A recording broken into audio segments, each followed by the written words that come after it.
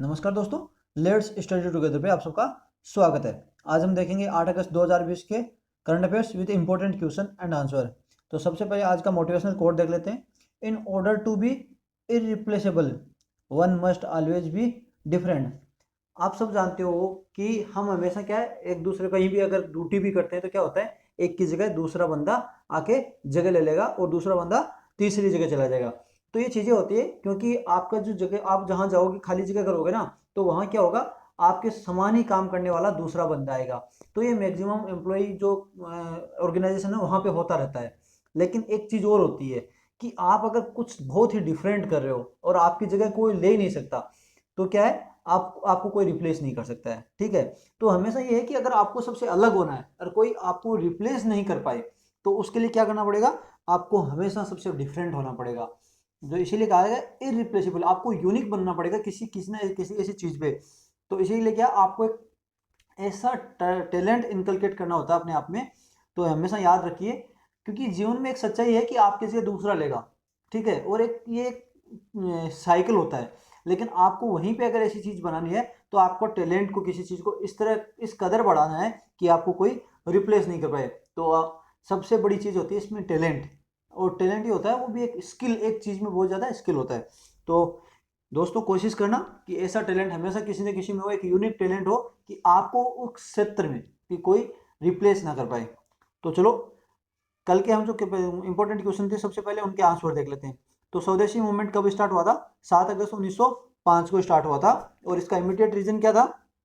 जो partition plan of Bengal था। भूल के भी पार्टीशन ऑफ बंगाल मत लिख देना, ठीक है। छोटी छोटी चीजें होती हैं, लेकिन इसके एक आंसर होते हैं, क्योंकि पार्टीशन स्वदेशी मूवमेंट के बाद में हुआ था, जो कि अक्टूबर में हुआ था। तो ये पार्टीशन का प्लान था, उसी प्लान के चलते हुए स्वदेशी मूवमेंट लॉन्च किया गया था। और दूसरा था section 6 of Delhi police special police establishment 1946। किस चीज से डील करता है? तो ये डील करता है state government to make a request और नोटिफिकेशन। क्या स्टेट गवर्नमेंट रिक्वेस्ट करता है या नोटिफिकेशन करता है कि सीबीआई को किसी भी अगर स्टेट में कोई गलत काम हो गया, कोई क्राइम हो गया, तो उसको इन्वेस्टिगेट करने के लिए स्टेट गवर्नमेंट नोटिफिकेशन करता है। वो है अंडर सेक्शन 6।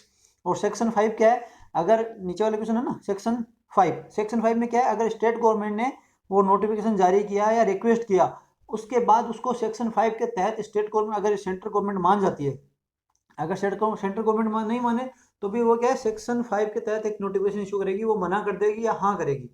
तो सेंट्रल गवर्नमेंट अग्री अग्री होती है, तो सेक्शन 5 के तहत वो एक नोटिफिकेशन जारी करेगी और सीबीआई वहां पे जाके जांच करेगी। नेक्स्ट क्वेश्चन है, कैन सीबीआई टेक शो मोटो? क्या सीबीआई टेक शो मोटो ले सकती है? तो आंसर है हाँ, जरूर ले सकती है। ये कभी भी मत लिख देना ये नहीं ले सकती। हाँ, स्टेट में नहीं ले सकती है, लेकिन अपने जुडिक्शन में वो शो मोटो ले सकती है, अपने आप काम शुरू कर सकती है। तो इसमें आप लिख सकते हो section 2 of DSP notified offence in section 3। जो सेक्शन 3 में जो नोटिफाइड ऑफेंसेज हैं, उन उनके लिए सीबीआई शो मोटो ले सकती है, और वो भी यूनियन टेरिटरीज में। ठीक है, तो कहीं पे भी हो, लेकिन शो मोटो ले सकती है। इसका आंसर थोड़ा बड़ा हो जाएगा। हाँ, यूनियन टेरिटरीज में जिसका अपना कुछ जुडिक्शन है, वहां पे सीबीआई शो मोटो ले सकती है। नेक्स्ट है, can high court direct CBI to start investigation? ये भी आ जाएगा। क्या हाई कोर्ट मतलब उसको डायरेक्ट कर सकता है? क्या कि मैक्सिमम सीबीआई वगैरह होती है, कोई भी पुलिस हो गई, वो क्या एग्जीक्यूटिव के अंडर होता है। ठीक है, देखो इसीलिए पूछा जा सकता है क्या हाई कोर्ट भी सीबीआई को इन्वेस्टिगेशन के लिए डायरेक्ट कर सकता है? तो इसके लिए आंसर है यस। एक तो सीआरपीसी का सेक्शन हो गया 482, और एक दूसरा न्यूज आती है कि कंप्लीट जस्टिस। आप सुनते हो कंप्लीट, किसी को अगर कंप्लीट जस्टिस दिलवानी है, अगर आपको लग रहा है कि यहाँ पे मतलब कुछ ना कुछ स्टेट गवर्नमेंट हो गया, उसका दबाव है स्टेट पुलिस पे, वो अच्छी तरह से उस चीज की मतलब वो नहीं कर पा रही है, तहकीकात नहीं कर रही है। अब जैसे मुंबई पुलिस, मुंबई का केस मान लीजिए, कोई भी केस मान लीजिए, अगर आपको लगता है कि कहीं पॉलिटिशियन इसके अंदर केस के अंदर शामिल है, तो वो क्या है, पुलिस को ऊपर सॉरी, पुलिस के ऊपर क्या दबाव बना सकते हैं किसी काम के लिए।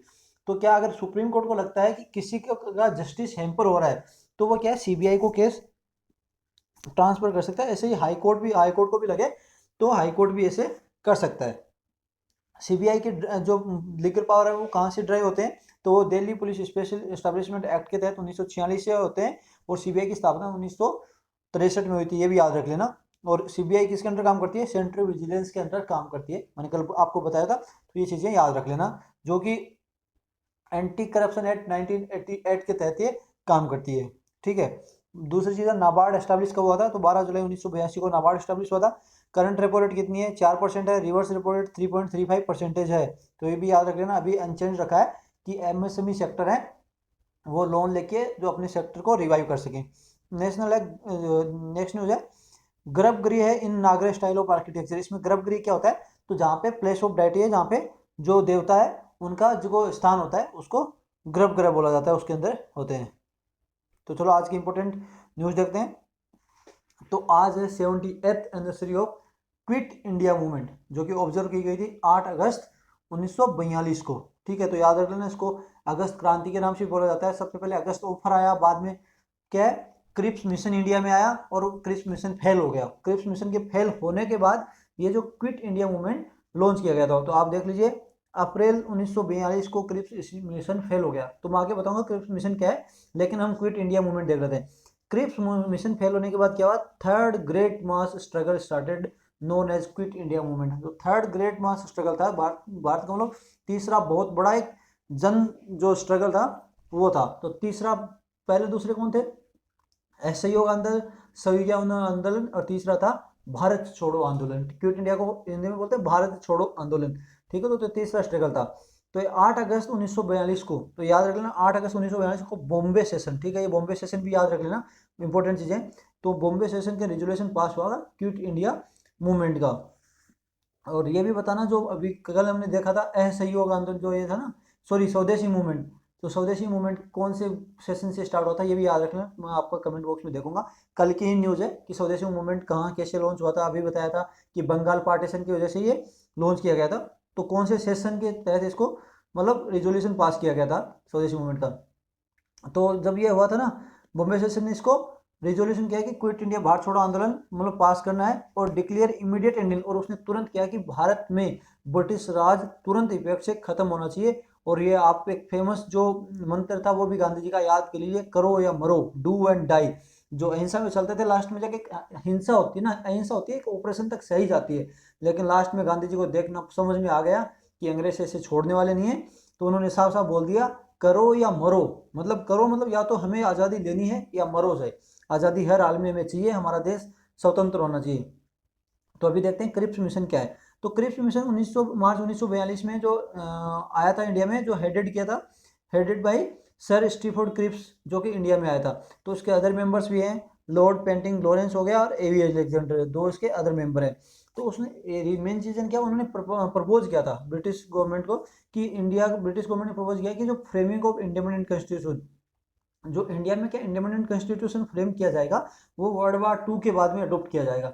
तो ये कुछ नहीं था, केवल एक ये झांसा होता है ना, वो झांसा था, क्योंकि वर्ल्ड वार 2 शुरू हो चुका था और जापान बहुत ही अग्रेसिव मोड में मतलब एशिया पे अटैक कर रहा था। ठीक है, तो इंडियन फोर्स जो इधर ईस्ट ईस्ट साइड में, जो ईस्ट एशियन साइड में जो देश हैं वो ब्रिटिश के अधिकार में थे, तो उन पे क्या जापान लगातार अटैक कर रहा था। अब सबसे ज़्यादा सबसे बड़ी फौज कहाँ कहाँ की थी, इंडिया की फौज सबसे बड़ी थी, तो इंडियन फौज को यूज़ करना था। तो उस समय जो सारे देश के जो नेता थे वो इसके खिलाफ में थे।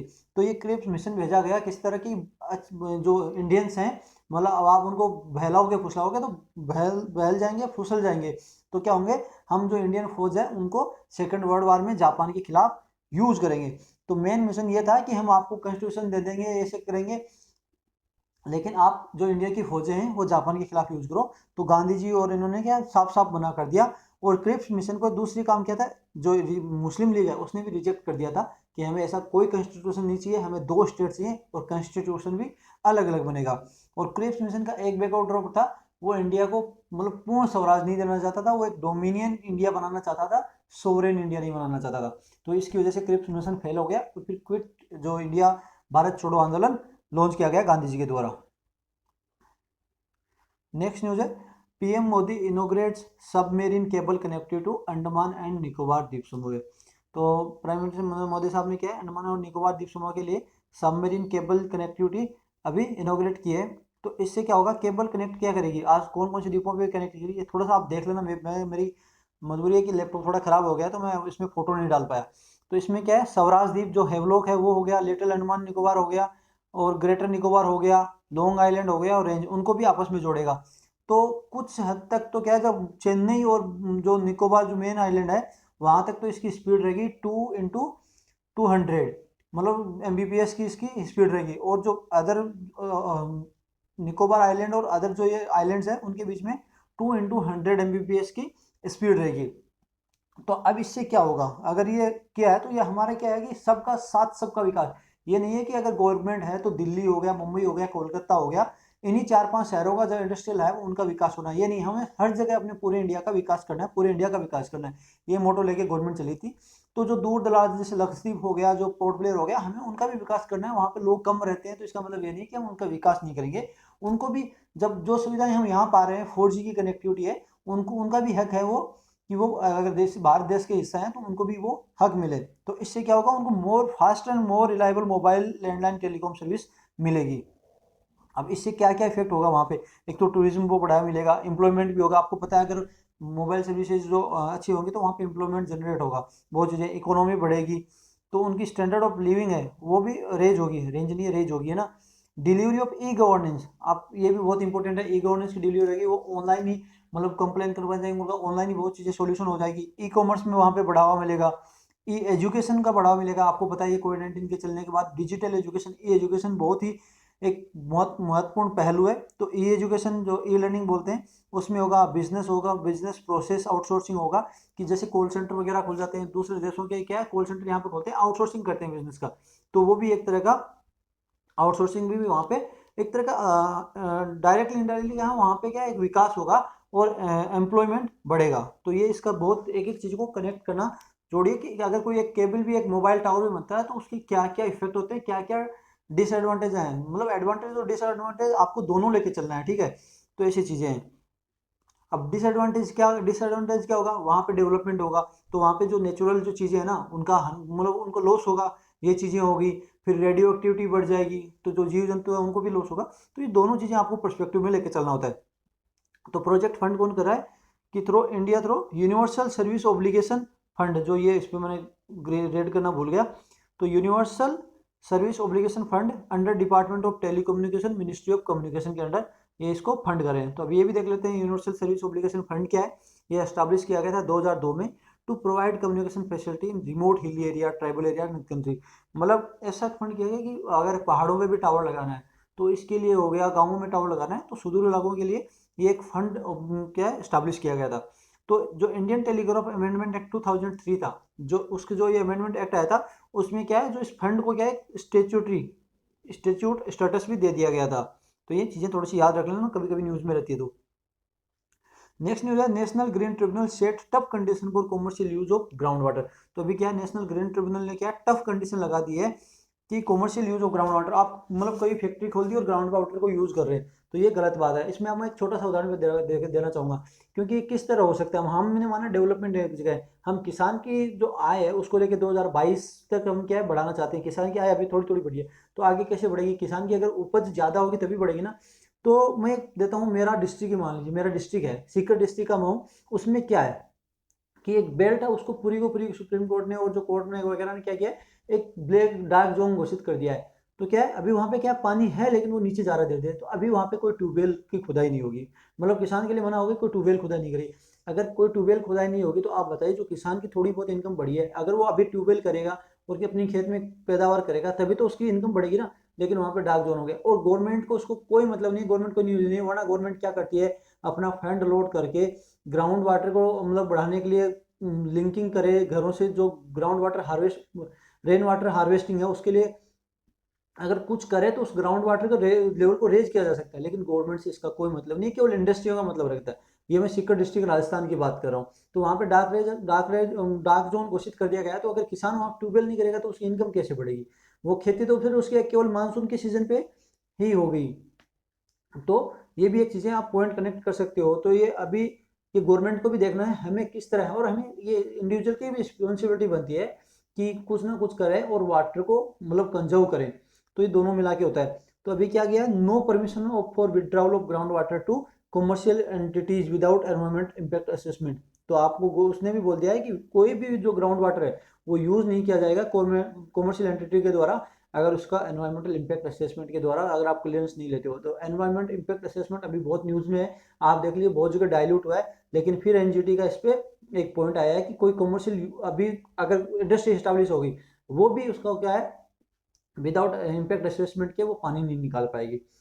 तो permits have been specified quantity, और क्या स्पेसिफाइड क्वांटिटी ही आप पानी निकाल पाओगे, कुछ भी करो। ये नहीं कि आप पानी किसान के खेत के लिए पानी दे नहीं रहे हो और क्या है उसके अंदर क्या है आप इंडस्ट्री लगा रही हो और पानी निकालते जा रहे हो, तो फिर तो ये एक तरह का विरोधाभास हो जाएगा ना। तो ऐसी चीज़ें हैं। Authorities to make water management plan, authorities को क्या वाटर मैनेजमेंट प्लान बनाया हुआ, तो इसके लिए क्या क्या हम कर सकते हैं। जब भी जो बरसात का पानी आता है तो उसके हम एक तो चार्ज कर सकते हैं, उसके लिए चार्ज मतलब उसको हम ग्राउंड में रिफिल कर सकते हैं अच्छे अच्छे मतलब बोर बना के उस पानी को कहीं ना कहीं, जैसे बड़े बड़े जो हौद टाइप के होते हैं ना वो बना दिए, टैंक बना दिए, और फिर उससे क्या होगा कि हम उसको स्टोर कर सकते हैं। तो ये चीज़ें होती हैं जो कि हम उसको आगे यूज़ कर सकेंगे। स्टोर बनाने के बाद क्या है पानी क्या है उसका ग्राउंड वाटर भी मतलब अब हो जाता है। नेक्स्ट न्यूज है सेवरल स्टेट टू क्विट प्रधानमंत्री फसल बीमा योजना, कि बहुत सारे स्टेट हैं वो प्रधानमंत्री फसल बीमा योजना से भी निकलना चाहते हैं। तो रीजन क्या है कि स्टेट ने ये सोचा है कि स्टेट ने सोचा है कि जो क्लेम पेड आउट है वो इंश्योरेंस कंपनीज के द्वारा दिया जाता है वो बहुत ही कम है। कि जब ग्रो कोई भी हम इंश्योरेंस में अगर कुछ रुपया लगाते हैं तो क्या होता है कि अगर हमने 100 रुपये लगाया तो हमारा मोटिव होता है कि हमें जाके 110 रुपया मिलेगा, तभी हम कहीं पे भी रुपया इन्वेस्ट करते हैं। तो स्टेट ने कहा अगर हम क्लेम हमें मिल रहा है जो हम ग्रोथ लगाते हैं उससे कम लगाते हैं तो इसमें हम प्रधानमंत्री फसल बीमा योजना में हमारा मतलब फायदा ही क्या है। ये जरूरी थोड़ी है कि हमें जब लॉस हो तभी रुपया मिलेगा। इससे अच्छा तो हम स्टेट में ही, स्टेट की गवर्नमेंट भी कुछ कुछ ना कुछ क्या नियम लागू कर लेगी, कुछ फसल बीमा लगा देगी तो ताकि स्टेट का रुपया तो बाहर ना जाए, फसल बीमा कंपनियों को, प्राइवेट कंपनियों को ना जाए अगर कुछ फायदा ही नहीं हो रहा है। तो एग्जाम्पल के तौर पर आंध्र प्रदेश को देखें, उसने 1301 रुपये उन्होंने ग्रोस प्रीमियम भरा और लेकिन उनको क्लेम में 730 करोड़ रुपये मिले। तो स्टेट ये भी चाह सकता है कि स्टेट का जो खुद स्टेट मिलकर अभी क्या करेगा एक फसल बीमा लगाए मतलब स्टार्ट करेगा, और उसमें क्या वहाँ के किसान क्या पैसा लगाएंगे तो वो एक तो पैसा वहीं का वहाँ रह जाएगा। और ये आप हमेशा देखिए कि जो ये इंश्योरेंस कंपनी है ना उसमें क्या है कि एक मान लो 1 करोड़ रुपए ने 1 करोड़ जनता ने रुपए लगाए, 1 करोड़ जनता ने लगाए, लेकिन ज़्यादा से ज़्यादा 1000 जनताओं का किसी का नुकसान हो सकता है। तो वो एक तरह का इनडायरेक्टली क्या स्टेट को लॉस होता है, तो इसलिए वो बाहर निकलना चाह रहे थे। इंप्लीकेशन क्या है, farmer contribute to gross premium very small, farmer को तो क्या बहुत कंट्रीब्यूशन बहुत स्मॉल है, 2% ऑफ खरीफ और 1.5% of all rabi crops and 5% of annual commercial horticulture. लेकिन जो क्या है बाद में इसको गैप को फिल कौन करता है, अगर कम होता है तो सरकार फिल करती है। तो ये चीज़ें हैं। तो थोड़ा फसल बीमा योजना देख लेते हैं कि 2016 में लॉन्च की गई थी, और बीइंग एडमिनिस्ट्रेटेड, एडमिनिस्ट्रेशन कौन करता है इसको, ministry of agriculture and farmer welfare. तो ये भी याद रख लेना कि फसल बीमा योजना को एडमिनिस्ट्रेट कौन कर सकता है, कौन करता है, ministry of agriculture and farmer welfare. It provides a compressive insurance cover failure of crops. तो ये आपको मैंने बता दिया कि इंश्योरेंस कवर मिलता है, और इनिशियली तो ये क्या है मैंडेट थी सभी के लिए, बाद में इसको वॉलंटरी बना दिया गया है। सॉरी। फर्स्ट किसान rail between Maharashtra and Bihar, तो आपको पहले ही बताया जो फर्स्ट चीज़ें आती है ना वो थोड़ी इंपॉर्टेंट हो जाती है। तो किसान रेल इनिशिएटिव अनाउंस किया गया था, बजट 2020 में अनाउंस किया गया था। सॉरी यार गर्मी की वजह से आज तो हालत थोड़ी ख़राब हो गई है। तो क्या है कि फर्स्ट टाइम जो ये 2020 में ये सॉरी किसान रेल का इनिशिएटिव था 2020 के बजट के सेशन के द्वारा अनाउंस किया गया था। तो ये लेकिन ये नहीं था कि फर्स्ट टाइम ये अनाउंस हुआ था, इससे पहले भी जो ममता बनर्जी जब रेल मिनिस्टर थी तब तो 2009 और 2010 के अंदर ये मतलब अनाउंस किया गया था, लेकिन ये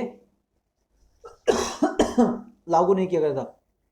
तो इससे क्या होगा कि proposal to use refrigerated parcel van to ferry perishable things.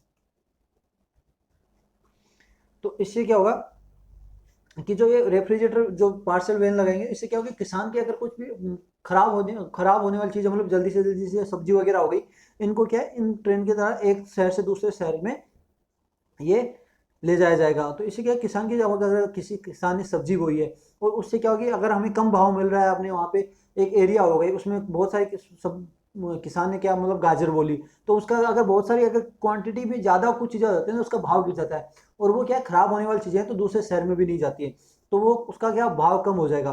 तो इससे बचने के लिए क्या है ये चीज़ें जो ट्रेन ट्रेन का स्टार्ट किया तो इससे क्या है कि एक रेफ्रिजरेटेड वैन होंगे तो उसको वहाँ पे से ज़्यादा खरीदे जाएंगे। अगर ज़्यादा खरीदे जाएगा तो वहाँ पे क्या किसान को एक भाव मिल जाएगा और उन चीज़ों को दूसरी जगह ट्रांसपोर्ट किया जाएगा खराब हुए बिना।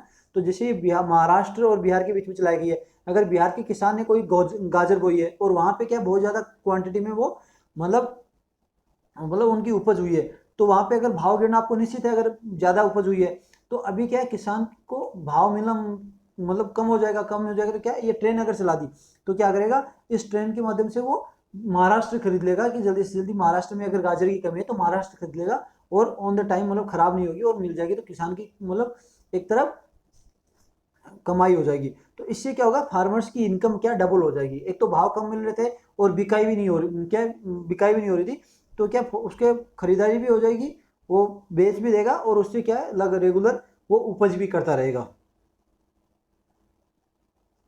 नेक्स्ट न्यूज है नेशनल हैंडलूम डे, जो कि 7 अगस्त को मनाया जाता है। तो कल नेशनल हैंडलूम डे ऑब्जर्व किया गया था। तो 2015 में प्राइम मिनिस्टर नरेंद्र मोदी जी ने इनोग्रेट किया था फर्स्ट नेशनल हैंडलूम डे। तो भी याद रख लेना, नेशनल हैंडलूम डे कब मनाया जाता है, 7 अगस्त को मनाया जाता है। तो इसका ओकेजन क्या था, टू पहले तो क्या है, किस लिए, salute weavers and others in the industry to promote handmade. जो हैंडमेड चीजें होती है ना उनको प्रमोट करने के लिए, इनको सैल्यूट करने के लिए, एक तरह का उनको इनकरेज करने के लिए दिन मनाया जाता है। तो जो जब हमने कल की न्यूज देखी थी कि 7 अगस्त को जो स्वदेशी आंदोलन लॉन्च हुआ था और बाइकआउट आंदोलन भी एक था कि बाहर की चीजों को बाइकआउट करो, तो उसी के उपलक्ष्य में जब 100 साल पूरे हो गए, वो कब किया था, 1917 में लॉन्च किया गया था। अभी 2017